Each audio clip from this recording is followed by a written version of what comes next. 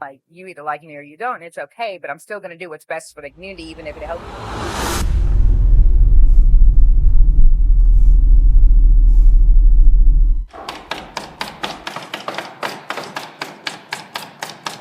My name is Casey Townsend.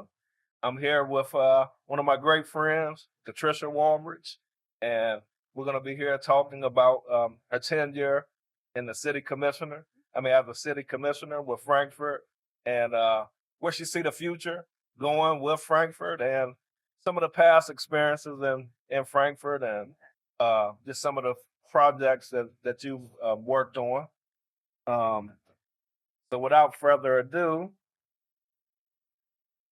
we're going to get started. And one of my first questions for you is, what are some of the most significant community development projects that you've been involved in during your tenure while you were involved with the city commission in Frankfurt? Well, there were so many, being that I'd given 6 years, to the commission, and to this community. But we also have to understand the difference between community development and economic development, right? And what that looks like in our community. But some of the community things that I had a hand in or really pushed and supported, probably one of my biggest was Shop Local, getting that gift card up and going during the COVID times, right? And it was a fight for me. I went on a trip, saw that they were using local bucks. I thought that was amazing. It was a one for one, our community businesses and the community. And I brought it back and wanted to implement it. And it just happened to be in a time during COVID when people were being very, cautious with their dollars. We weren't able to spend. It was hurting the business owners. They weren't able to be open, or they were only be able to open certain times. And I think bringing that back, I think, was a no-brainer. But yet it took my first commission. We had to go through and work through it.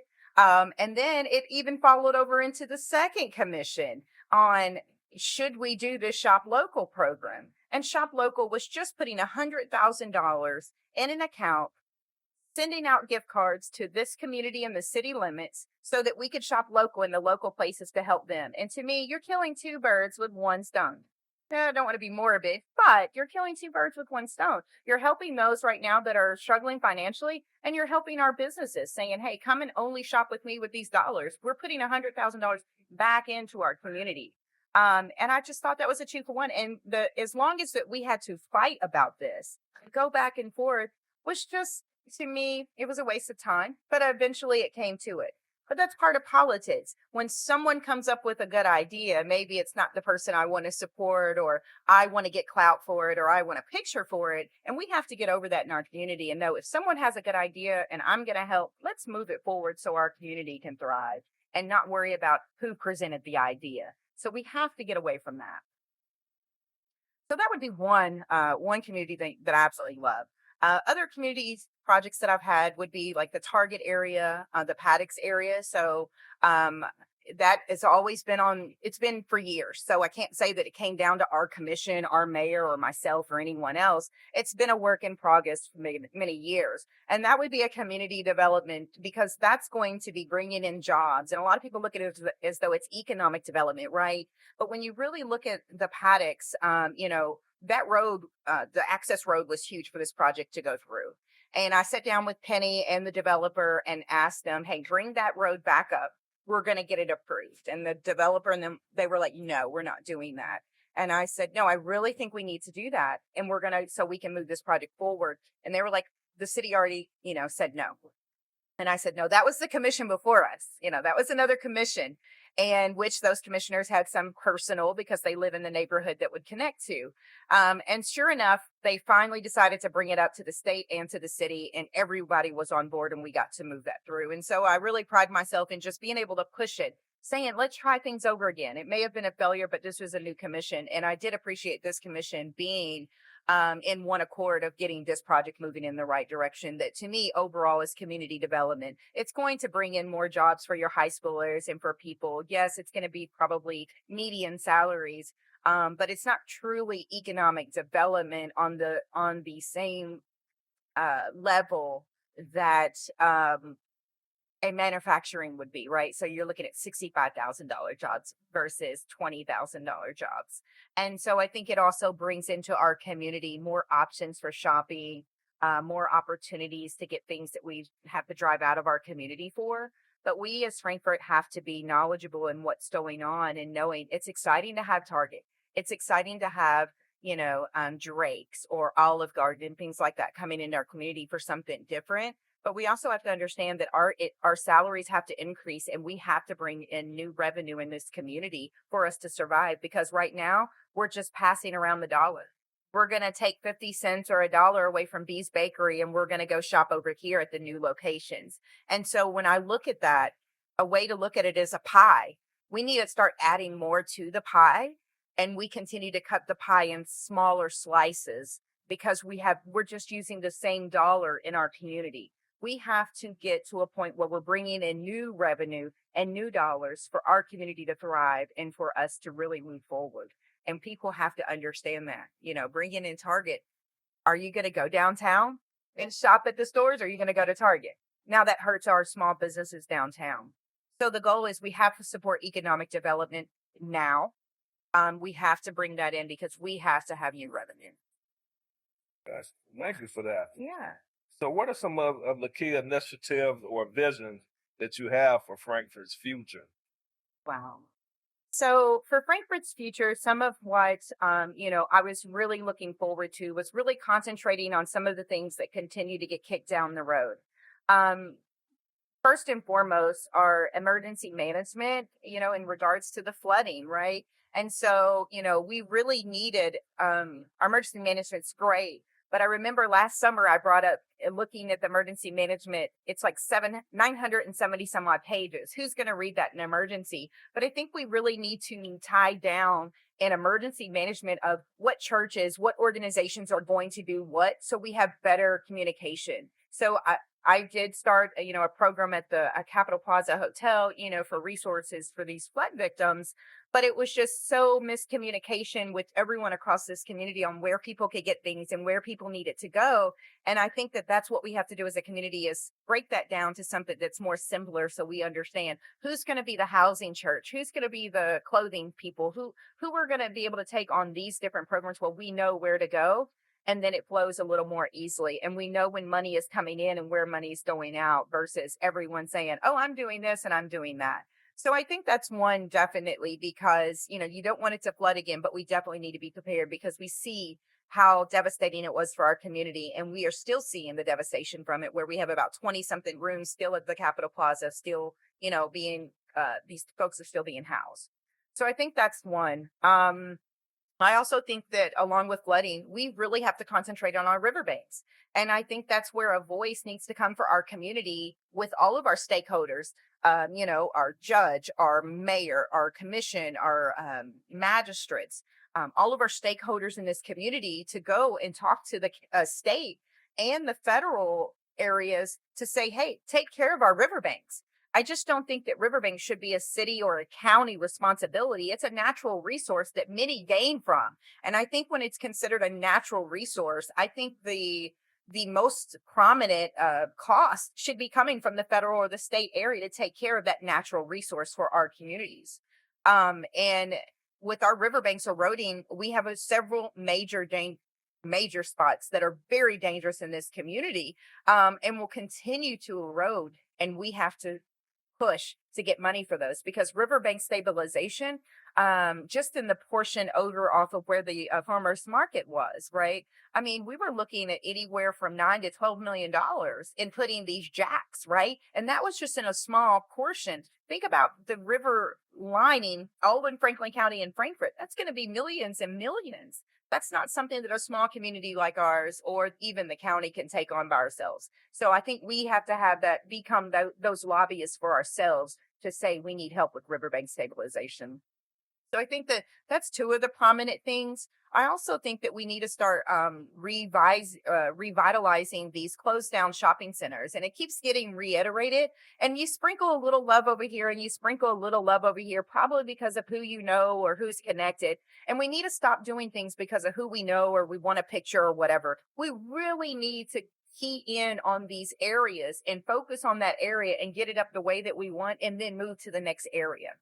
And I think in some of what we do, it's just not a cost on the city or the county, but it's time for our planning and zoning to step up and hold these folks responsible and say, if you're not using the building, your taxes are going to go up. If you're not making your area a beautification area, you're going to be fined. And I think that once we start putting into that, hopefully people will start selling if they don't want to put money into it, and maybe new people will come in. So I think that we need to look at it. And one of my favorite spots to start would be East Main Street, leading in a corridor leading into Kentucky State University, one of our huge assets in this community. And I think if we start there, beautify it, hold business owners accountable, to me, it just will beautify our whole community once we make our cool circles.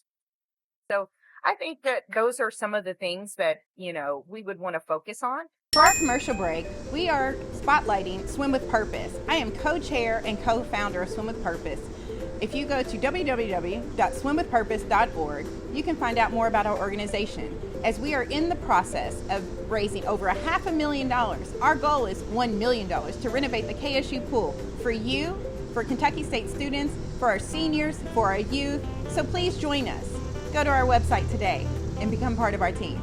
But also, another thing that has been a baby of mine is affordable housing. I was on the affordable housing committee. We bought the sewer area, bought the property over off of Shinkle Lane many years ago. And I've bugged Kenny Hodgson about it since day one of, what are we going to do with this property after the sewer? Can we turn it into affordable housing? Can we build housing that would be affordable or, on a scale of what affordable housing means? And so I think that would be a great place to put that. However, the city doesn't own the property, the sewer does. So right now it may not be in the best interest of us to purchase, property from the sewer department because those budgets work differently. But I do like the fact the last meeting I was in is that, hopefully we are going to looking about 5 acres or so in affordable housing there. And I'm hoping that will increase over time and we'll bring in more housing for that. But I think overall, we need to be open. We need to be transparent with our community to let people know when things are happening as they start, not when they finish and get too far. So we don't spend this time arguing back and forth and, like, oh, that's a surprise. Let our community be a part of the process that's using their taxpayers' dollars. And if we let them know instead of being secretive about it, I think the community is more welcoming to things. Yeah, absolutely, absolutely. So, during your time and tenure as a city commissioner, what do you think the biggest challenge was in your role as a city commissioner? And what do you think the challenge would be for the folks that are there currently going forward too?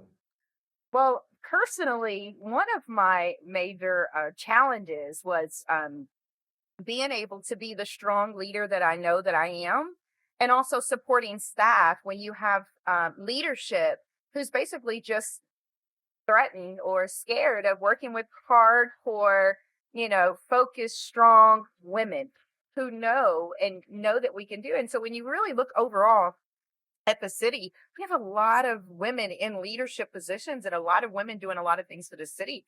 And when you just have pushback from leadership just because they didn't come up with the idea or they're threatened by strong women, like that, it makes a really, really hard working place, environment. So that would be some of my struggle coming in, being very vocal.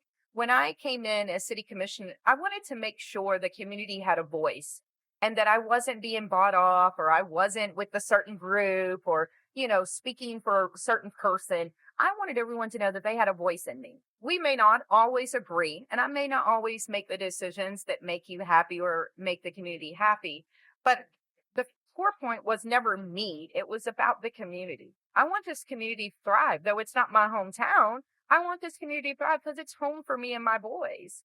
And this is where we're raising them. And so I think that so much could be done in this community if we let the political and the politics go and really be servant leaders. It's simple.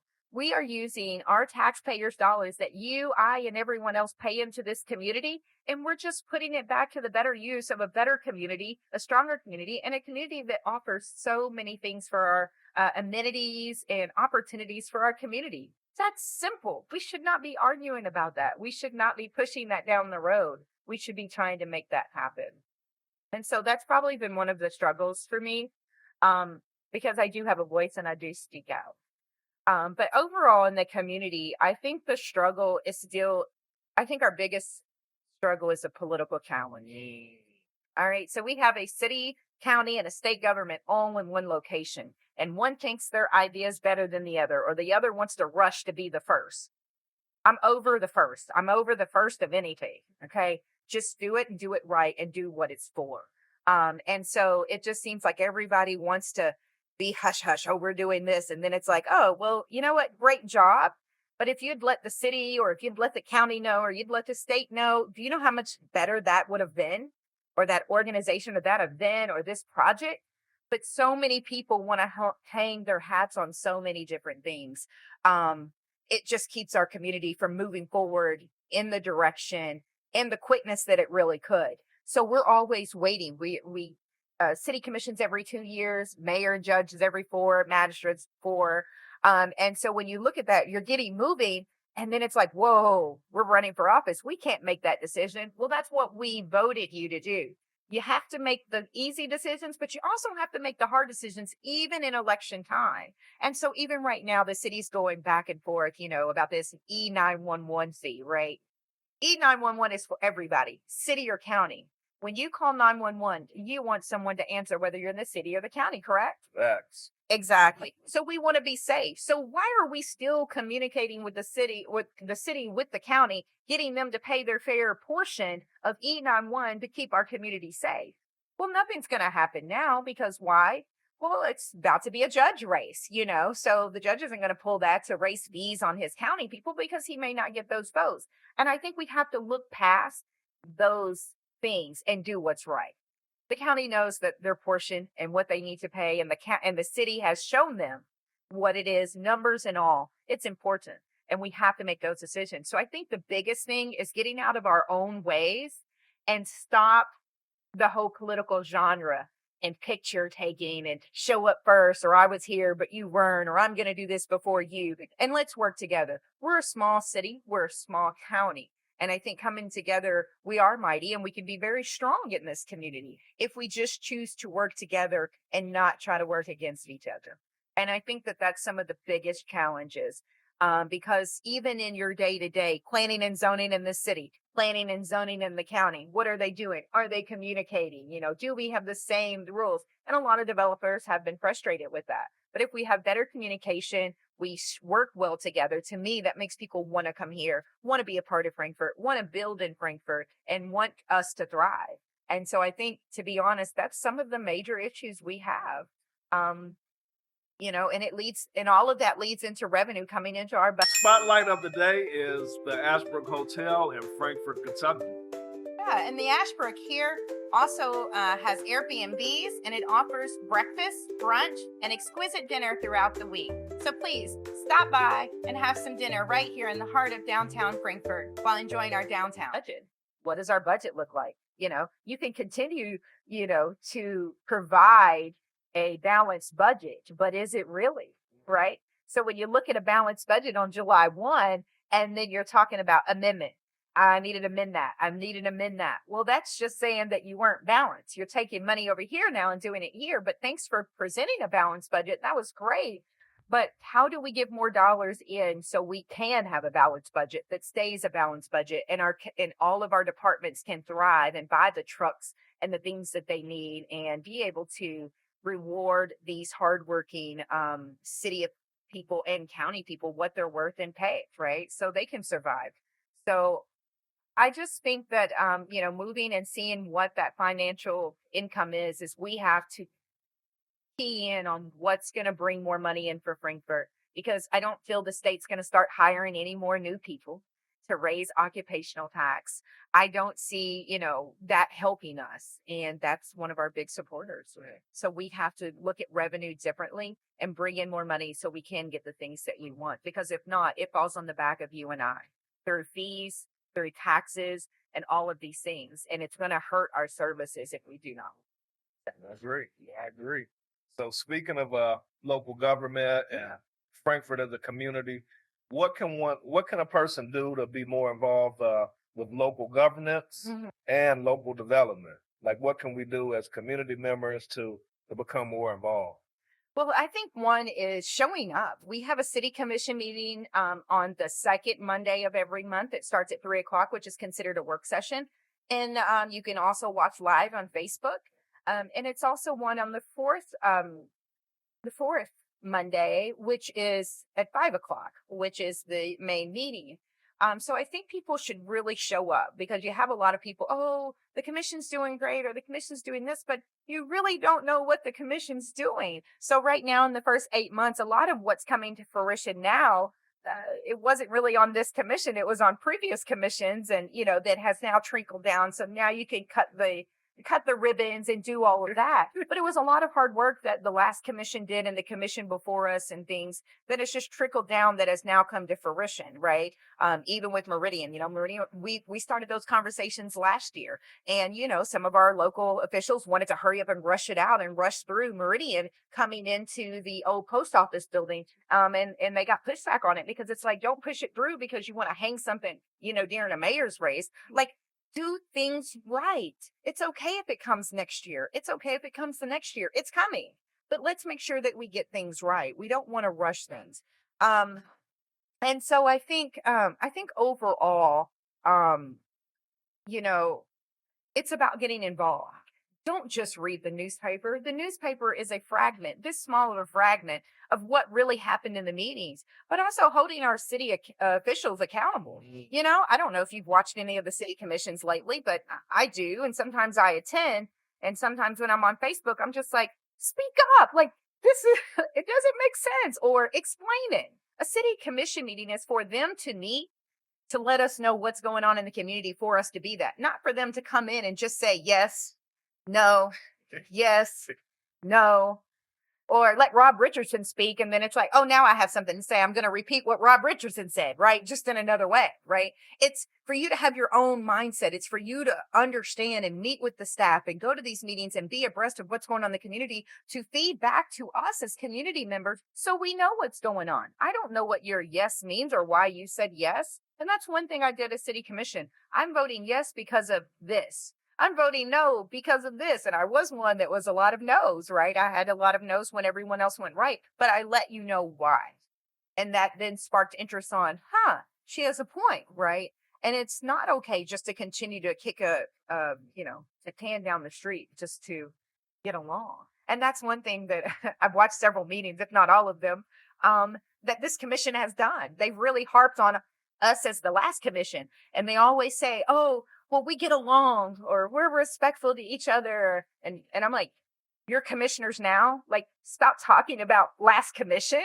And first of all, we were respectful in our own way and we got along. I was very respectful to every single person. But at a meeting, I'm here to be the voice of the community. And if that doesn't make you look good because I said something that went against you, I mean, that's political. That's me doing my job. The community needs to know what's going on, not sugarcoat it.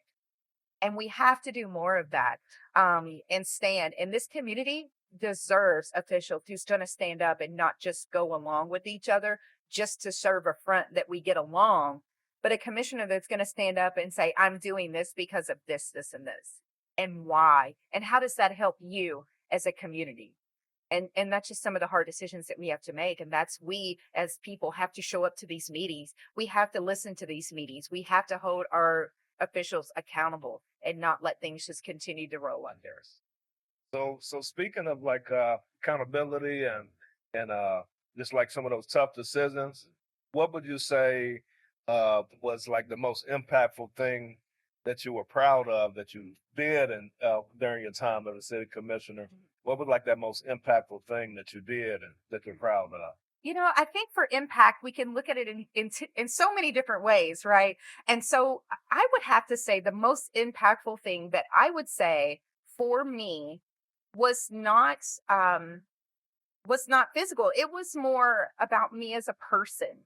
I feel I was more impactful in this of being one of the first commissioners to serve with integrity, transparency, being intentional in getting to know my community and showing up and be visible, not just for a picture, but helping you clean off a table or putting up chairs or being there because I wanted to be there to get to know who I'm representing. And to me, I think that was the most impactful thing that I could have done for this community. And I'm still well respected in this community. People still to this day call me, for questions in the community or ask, how do I, present this to the city commission? And so for me, my most impactful, I think, was my integrity and my character of how I love this community and showing them that a political position can truly be exactly what it's supposed to be, a servant leadership and not playing political games. It's about this community, and every decision and everything I did was for this community and for each and every person in this community so we can have a thriving community. And so I believe I've shown them that. And yes, I went on to run for mayor, and did not win. And that also goes into my integrity and my character. I don't want to tear anyone down to win anything. I won it because I worked hard for it. And I've proven myself over the last 6 years. So for me, I still feel good about myself that 4,179 people in this community spoke of me and looked at me into regard of mayor. And I appreciate that. That means a lot. But when you look at the different atmospheres of our community, when I say impact, running for the last 3 years of city commission, the 6 years that I served, I was one of four. That's an easy race, right? You're doing something right, you're going to get in. And they're so welcoming. And then when you go and knock on some of those doors, the same doors, I've got welcome to, hi, I'd like your vote for mayor. And it's like, oh, well, I'm voting for him because he looks like a mayor. Mm, You know, mm. how do I take that? Working hard for this community every single day. And I was approached not by one or two, but several people. He looks like a mayor. And I don't know what that was, as it wasn't on my application of what I look like, had to be, one of the stipulations to run. But I look at that as, is it being a woman? Because that's who I am first. I am a woman first and foremost. I was born a woman. I am a woman first and foremost. And the next thing is, well, I'm a Black woman, So what is it that's of me that doesn't say mayor, that doesn't look like a mayor? And then also when you go into my integrity, making sure we're making the best decision. And even behind closed doors, that we're making the best decisions. And I felt the community did. I had people come up to me and say, you have my vote. Unless the mayor changes his vote to vote for a certain police chief, if he changes his vote to vote for this police chief, then we're going to vote for him. And I just look at them and I'm like, your community deserves better of you when you go in that booth and vote, to vote for the best candidate, not someone who doesn't have integrity that will change just for a vote. Vote for the police chief because he is the best police chief. He has been in our police force for a while. He has grown. I think I've interviewed this police chief now probably 3 times. And myself, I didn't know the police chief personally, but I was able to look at him and see him grow as a leader, as assistant chief, into now, and just continue to want to be a chief and want to be in a leadership position in this community for his family. He has grown as a person, as a leader, as a protector in our community. And I saw that within the interview process each time that I've interviewed him. And this time was his time to be chief. There was hands down, he was phenomenal over all of the people that interviewed. He stood out for a reason. And so when we bring politics in it, or we're going to vote for someone because of relationships, or maybe I'll get more votes this way for mayor, do the best decision. Because in a police chief position, that's a major position in our community. You should be able to stand by integrity with what you do behind closed doors, with what you do in front of people and out in public. And so what I can say is the integrity I've had behind closed doors also comes into my integrity to play. Is you better believe that if I've said one thing behind closed doors, I've said it out in public. And if I make a change, I say, this is why I've changed my decision. And this is why it's going to be better for our community. And we have to have integrity. So when you look at impact and you look at those things and where our community is and where we should be, it's easy. We are a city of Frankfort. We are a community within Franklin County. We're all in the county, and we all want the one thing that we want. And that is a beautiful, thriving community that we all love, can stay here and enjoy all these opportunities and all these different, amenities. And it takes our taxpayers to do that right now. Right. Absolutely. So we have to work together to be able to move forward. And I think that that's what I brought to this community. And I still want the best. I'm not, no hard feelings or anything. I ran a heck of a race. I love this community and I still see people, they still call me mayor, which is very it's just loving. Um, but there's still work to do. And I've shown in this year just alone when we had our flood, I didn't need a title of mayor. I didn't need a title of city commissioner. I needed a title of being a person in this community, just being a resident who cares and who wants to do better. And I woke up, went downtown, asked for a room, and said, "I'm here to help my people that are in the flood." And that's what I'm, boots on the ground. So in a way, maybe it's best that I didn't win mayor this time, because I think as mayor, I would have been pulled in certain different ways. I wouldn't have been able to be there to help our community in that area, right? And so there's so much that's been going on in my life that I've been able to do. And I don't know if I would have been able to do it, with the mayor's title at this time. So it's showing me to grow, to be stronger, to come out smiling, because even though you didn't get a title, you have respect in this community and a lot of people still believe in me. And I just love this community. So I'm going to keep working hard and doing the things that I need to do, and continue to help myself become stronger. I'm working on a few things. So I'm super excited. So like I said, don't come for me unless I send for you. That's right. That's right. And I'm working on myself. So beware.